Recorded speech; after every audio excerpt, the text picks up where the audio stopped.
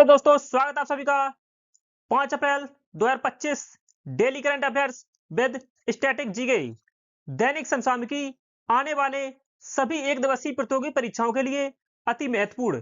Channel को subscribe करें, bell icon को प्रेस कर लें ताकि हमारे आने वाले हर वीडियो की नोटिफिकेशन आप तक पहुंचती रहे। डेली जीके जीएस और करंट अफेयर्स क्विज अटेम्प्ट करने के लिए हमारे टेलीग्राम चैनल को ज्वाइन करें। टेलीग्राम चैनल का लिंक वीडियो के डिस्क्रिप्शन में दिया गया है। आज हम बात करने वाले हैं डेली की तरह, हमेशा की तरह आज भी हम एक जीके का टॉपिक लेके आए हैं। आज का टॉपिक है केंद्रीय मंत्रिमंडल। केंद्रीय मंत्रिमंडल पर आज हम लोग डिस्कस करेंगे और आज की क्लास में हम लोग मैप की सहायता से स्टैटिक जीके डिस्कस करेंगे।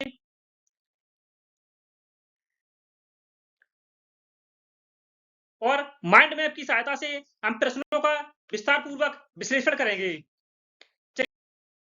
आज का टॉपिक है केंद्रीय मंत्रिमंडल। केंद्रीय मंत्रिमंडल में वर्तमान में किसके पास कौन सा मंत्रालय है? चलिए शुरू करते हैं। श्री नरेंद्र मोदी जो कि वर्तमान में प्रधानमंत्री हैं। प्रधानमंत्री के साथ साथ इनके पास कार्मिक, लोक शिकायत और पेंशन मंत्रालय है और परमाणु ऊर्जा विभाग भी प्रधानमंत्री मोदी जी के पास है। इसके अतिरिक्त अंतरिक्ष विभाग है, यह भी प्रधानमंत्री जी के पास है। सभी प्रमुख नीतिगत मामले एवं वे सभी विभाग जो किसी अन्य मंत्री को आवंटित न किए गए हों, वह सभी मंत्रालय प्रधानमंत्री मोदी जी के पास हैं।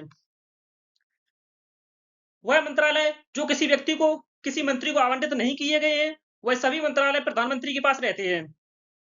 इनमें आपको परमाणु ऊर्जा विभाग और अंतरिक्ष विभाग, यह आपके एग्जाम की दृष्टि से बहुत ही महत्वपूर्ण है, ये आपको याद रखने हैं। नेक्स्ट है केंद्रीय मंत्री। मोदी जी के अतिरिक्त केंद्रीय मंत्री कौन कौन है? श्री राजनाथ सिंह, यह वर्तमान में रक्षा मंत्री है। और श्री अमित शाह, यह वर्तमान में गृह मंत्री और सहकारिता मंत्री है। श्री नितिन जयराम गडकरी, यह वर्तमान में सड़क परिवहन और राजमार्ग मंत्री है।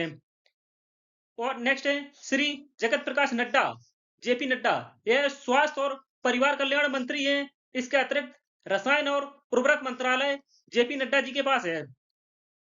शिवराज सिंह चौहान, यह कृषि एवं किसान कल्याण मंत्री है और ग्रामीण विकास मंत्री है शिवराज सिंह चौहान। नेक्स्ट है श्रीमती निर्मला सीतारमण, यह वर्तमान में वित्त मंत्री है। इसके अतिरिक्त कारपोरेट कार्य मंत्री भी है। नेक्स्ट है डॉक्टर सुब्रमण्यम जयशंकर, यह वर्तमान में विदेश मंत्री है। श्री मनोहर लाल, यह आवास एवं शहरी कार्य मंत्री और बिजली मंत्री है। नेक्स्ट है एच.डी. कुमारस्वामी, यह भारी उद्योग एवं सार्वजनिक उद्यम मंत्रालय और इस्पात मंत्रालय एच.डी. कुमारस्वामी जी के पास है। श्री हरदीप सिंह पुरी, यह वर्तमान में पेट्रोलियम एवं प्राकृतिक गैस मंत्री है। नेक्स्ट है धर्मेंद्र प्रधान, यह भारत के शिक्षा मंत्री है वर्तमान में। नेक्स्ट है पीयूष गोयल, पीयूष गोयल वर्तमान में वाणिज्य एवं उद्योग मंत्रालय पीयूष गोयल जी के पास है। नेक्स्ट है मनसुख एल मंडाविया, यह श्रम एवं रोजगार मंत्री और युवा कार्य एवं खेल मंत्री है। नेक्स्ट है श्री जी किशन रेड्डी, यह कोयला मंत्री और खान मंत्री है, खनन मंत्री। श्री चिराग पासवान, यह वर्तमान में उपभोक्ता मामले, खाद्य एवं सार्वजनिक वितरण मंत्री है चिराग पासवान। नेक्स्ट है श्री जीताराम मांझी, यह सूक्ष्म लघु एवं मध्यम उद्यम मंत्री है, एमएसएमई। नेक्स्ट है श्री सर्बानंद सोनोवाल, यह वर्तमान में पत्तन, पोत परिवहन और जलमार्ग मंत्री है, सर्बानंद सोनोवाल। नेक्स्ट है राजीव रंजन उर्फ लल्लन सिंह, यह वर्तमान में पंचायती राज मंत्रालय मंत्री और पशुपालन, डेयरी और मत्स्य पालन मंत्रालय लल्लन सिंह जी के पास है। नेक्स्ट है वीरेंद्र कुमार, यह वर्तमान में सामाजिक न्याय एवं अधिकारिता मंत्री है। श्री किंजरापू राममोहन नायडू, यह वर्तमान में नागरिक विमानन मंत्री हैं। नेक्स्ट है प्रहलाद जोशी, यह उपभोक्ता कार्य, खाद्य एवं सार्वजनिक वितरण मंत्री हैं और नवीन एवं नवीकरणीय ऊर्जा मंत्रालय भी प्रहलाद जोशी जी के पास है। नेक्स्ट है श्री जुएल ओराम, यह जनजातीय कार्य मंत्रालय है इनके पास। श्री गिरिराज सिंह, यह वर्तमान में कपड़ा मंत्री है। नेक्स्ट है श्री अश्विनी वैष्णव, अश्विनी वैष्णव जी वर्तमान में रेल मंत्री, सूचना एवं प्रसारण मंत्री और इलेक्ट्रॉनिक सूचना प्रौद्योगिकी मंत्रालय अश्विनी वैष्णव जी के पास है। नेक्स्ट है श्री ज्योतिरादित्य एम सिंधिया, यह वर्तमान में संचार मंत्री हैं। नेक्स्ट है श्री भूपेंद्र यादव, यह वर्तमान में पर्यावरण, वन एवं जलवायु परिवर्तन मंत्रालय इनके पास है, भूपेंद्र यादव जी के पास। नेक्स्ट है श्री गजेंद्र सिंह शेखावत, यह वर्तमान में संस्कृति मंत्री और पर्यटन मंत्री हैं। नेक्स्ट है श्रीमती अन्नपूर्णा देवी, यह महिला एवं बाल विकास मंत्री हैं। नेक्स्ट है श्री किरण रिजिजू, यह वर्तमान में संसदीय कार्य मंत्री और अल्पसंख्यक कार्य मंत्री हैं। नेक्स्ट है श्री सी आर पाटिल, यह जल शक्ति मंत्रालय सी आर पाटिल जी के पास है। नेक्स्ट है, चलिए करंट अफेयर्स क्लास शुरू करते हैं। पहला क्वेश्चन है आज का, हाल ही में अंतरराष्ट्रीय खनन जागरूकता दिवस कब मनाया गया है? सही आंसर है ऑप्शन डी, हाल ही में 4 अप्रैल को अंतरराष्ट्रीय खनन जागरूकता दिवस मनाया गया है।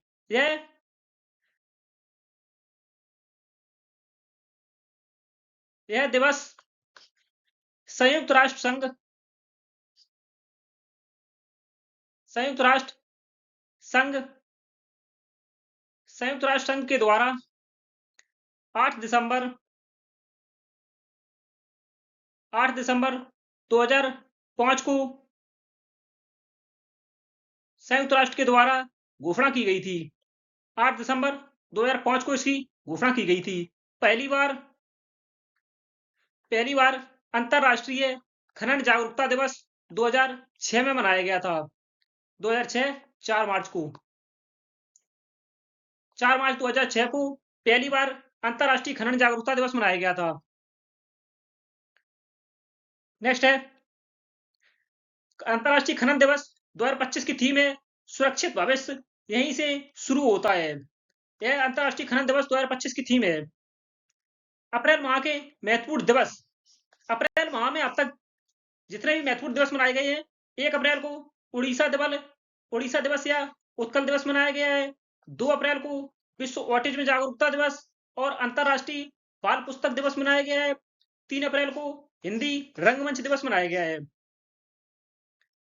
नेक्स्ट है, हाल ही में कुंभकोणम पान के पत्ते और थोबलाई फूल माला को जीआई टैग किस राज्य को दिया गया है? कुंभकोणम पान का पत्ता और थोबलाई फूल माला का जीआई टैग किस राज्य को प्रदान किया गया है? सही आंसर हो जाएगा ऑप्शन बी, तमिलनाडु को। तमिलनाडु को कुंभकोणम पान का पत्ता और थोबलाई फूलमाला का जीआई टैग प्रदान किया गया है। तमिलनाडु में कुल जीआई टैग 62 हो गए हैं, 62। जीआई एक्ट जियोग्राफिकल इंडिकेशन, भौगोलिक संकेतक एक्ट, यह 1999 में आया था। जीआई टैग एक्ट 1999 में आया था। इसकी शुरुआत जीआई टैग प्रदान करने की शुरुआत 2003 में हुई थी। पहली बार प्रदान किया गया था दार्जिलिंग की चाय को।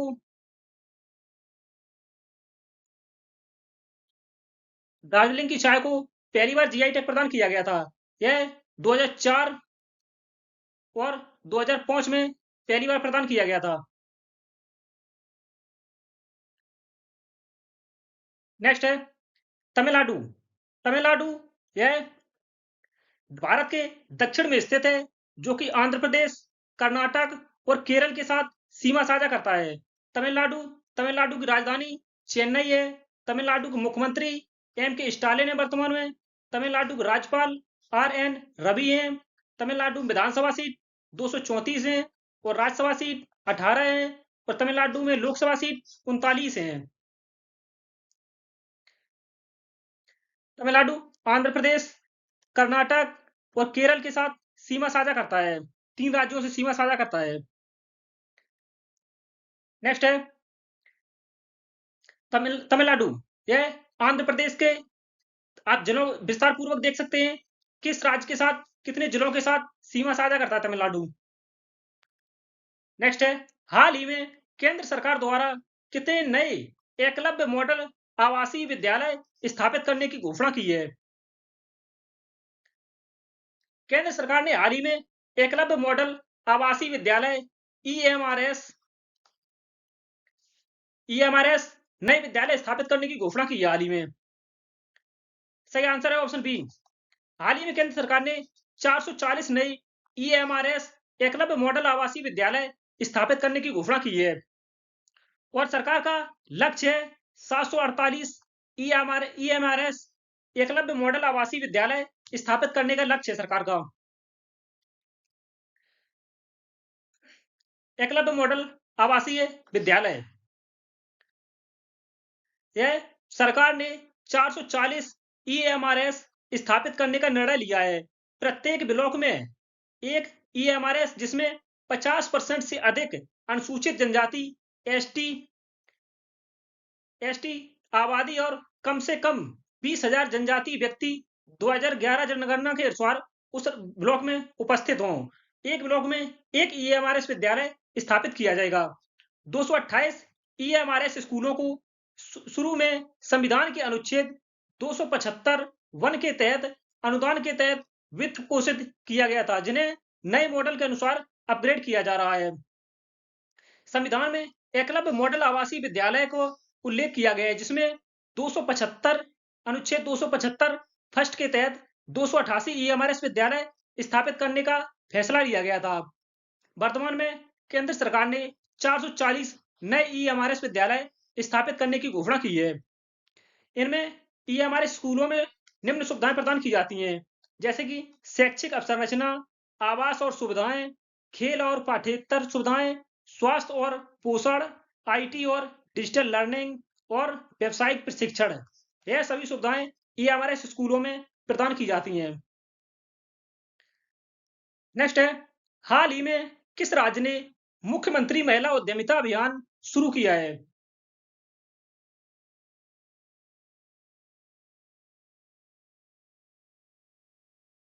सही आंसर है ऑप्शन ए। हाल ही में असम सरकार ने महिला मुख्यमंत्री महिला उद्यमिता अभियान की शुरुआत की है। इस पहल का उद्देश्य 30 लाख 30 लाख महिलाओं को सशक्त बनाना है। 30 लाख महिलाओं को सशक्त बनाना है। चलिए, मुख्यमंत्री महिला उद्यमिता अभियान की संरचना, यह इसमें 30 लाख महिलाओं को आर्थिक सहायता प्रदान की जाएगी, जो कि 10,000 रुपए प्रति लाभार्थी यह वित्तीय सहायता प्रदान की जाएगी। यह निम्न व्यवसायों में उपयोग कर सकते हैं, जैसे व्यवसाय, बागान और पशुधन। यह लॉन्च 1 अप्रैल 2025 को यह योजना मुख्यमंत्री महिला उद्यमिता योजना लॉन्च की गई है। इसे असम के मुख्यमंत्री हेमंत बिस्वा शर्मा ने इसे लॉन्च किया है। इसकी शुरुआत बेहाली विश्वनाथ जिला असम से हुई है। असम यह पूर्वोत्तर भारत में स्थित राज्य, जो कि पश्चिम बंगाल, अरुणाचल प्रदेश, नागालैंड, मणिपुर, मिजोरम, त्रिपुरा और मेघालय के साथ सीमा साझा करता है। असम की राजधानी दिसपुर है। असम के वर्तमान मुख्यमंत्री हेमंत बिस्वा शर्मा है। इन्होंने इस योजना की शुरुआत की है, लॉन्च किया है। असम के राज्यपाल लक्ष्मण आचार्य ने वर्तमान में। असम में विधानसभा सीट 126 है और असम में राज्यसभा सीट 7 है और असम में लोकसभा सीट 14 है। नेक्स्ट है, हाल ही में जिरकोन हाइपरसोनिक क्रूज मिसाइल से लैस अपनी पहली परमाणु पनडुब्बी पर्म किसने लॉन्च की है?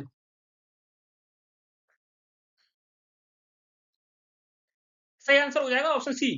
हाल ही में जिरकोन हाइपरसोनिक क्रूज मिसाइल से लैस परमाणु पनडुब्बी पर्म लॉन्च रूस ने की है, जिसकी गति 9,900 किलोमीटर प्रति आवर्स है। जिरकोन मिसाइल, जिरकॉन मिसाइल है। इसकी गति 9,900 किलोमीटर प्रति घंटा है और इसकी मारक क्षमता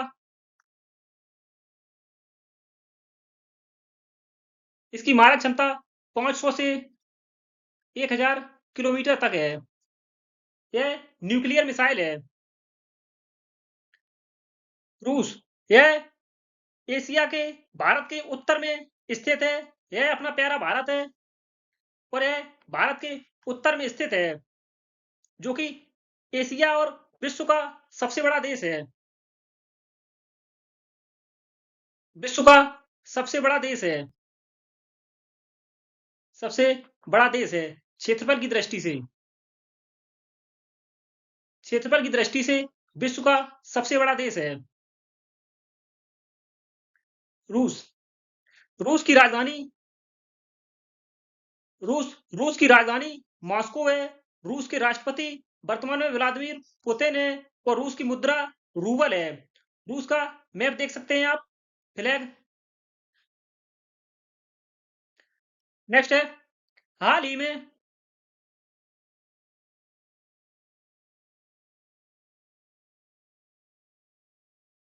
हाल ही में भारत ने अम्मान में आयोजित सीनियर एशियाई कुश्ती चैंपियनशिप 2025 में कितने पदक जीते हैं?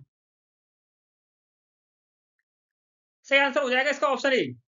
अम्मान में आयोजित सीनियर एशियाई कुश्ती चैंपियनशिप में भारत ने कुल 10 पदक जीते हैं, जिसमें से एक स्वर्ण पदक है जो कि मनीषा भनवाला ने जीता है। 3 रजत पदक हैं जो कि रितिका हुड्डा, उदित और दीपक पुनिया ने जीते हैं और 6 कांस्य पदक हैं जो कि अंतिम पंगाल, मानसी लाथेर, मुस्कान, दिनेश कुमार और नितेश ने कुल 6 कांस्य पदक जीते हैं। एक स्वर्ण पदक, 3 रजत पदक और 6 कांस्य पदक सहित कुल 10 पदक भारत ने जीते हैं। जॉर्डन जॉर्डन जॉर्डन की राजधानी अम्मान है। यहीं पे सीनियर कुश्ती चैंपियनशिप का आयोजन किया गया है। जॉर्डन की प्रधानमंत्री जाफर हसन है और जॉर्डन की मुद्रा जॉर्डनियन दीनार है। जॉर्डन, जो कि अपने प्यारे भारत के पश्चिम में स्थित यह एक देश है जो कि इजराइल, सीरिया, इराक और सऊदी अरेबिया के साथ सीमा साझा करता है। नेक्स्ट है, हाल ही में उत्तर प्रदेश अनमोल रत्न पुरस्कार 2025 से किसे सम्मानित किया गया है? सही आंसर है ऑप्शन सी। निखिल सिंघल को उत्तर प्रदेश अनमोल रत्न पुरस्कार 2025 से सम्मानित किया गया है। यह पुरस्कार यह पुरस्कार तपस्या फाउंडेशन ट्रस्ट तपस्या फाउंडेशन ट्रस्ट के द्वारा प्रदान किया गया है। यह पुरस्कार उत्तर प्रदेश के पूर्व मुख्यमंत्री अखिलेश यादव ने प्रदान किया है, तपस्या फाउंडेशन ट्रस्ट की ओर से। संजय मल्होत्रा, यह आरबीआई के भारतीय रिजर्व बैंक ऑफ इंडिया के 26वें गवर्नर है। वर्तमान में 26वें गवर्नर हैं और Ganesh Kumar chief election commissioner हैं वर्तमान में, जो कि 26वें कमिश्नर हैं। मुख्य चुनाव आयुक्त हैं वर्तमान में ज्ञानेश कुमार, जो कि 26वें मुख्य चुनाव आयुक्त हैं। नेक्स्ट है, हाल ही में grand prix of the America का विजेता कौन बना है?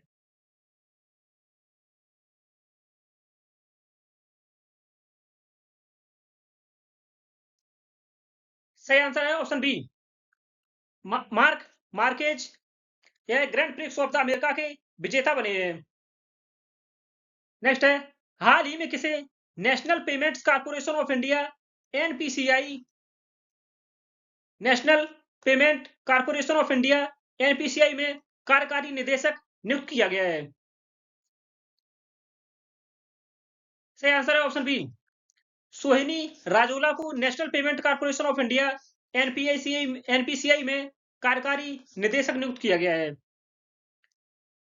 नेक्स्ट है, हाल ही में किस दिग्गज अभिनेता का 87 वर्ष की उम्र में निधन हुआ है?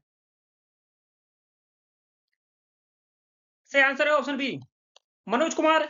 यह दिग्गज अभिनेता निर्देशक का हाल ही में 87 वर्ष की उम्र में निधन हुआ है।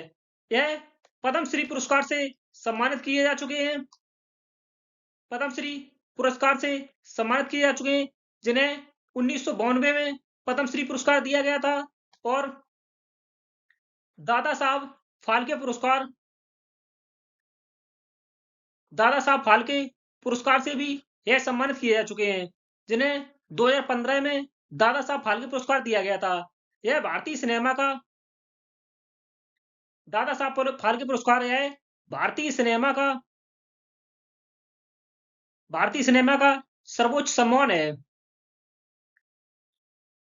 जो कि मनोज कुमार को 2015 में प्रदान किया गया था।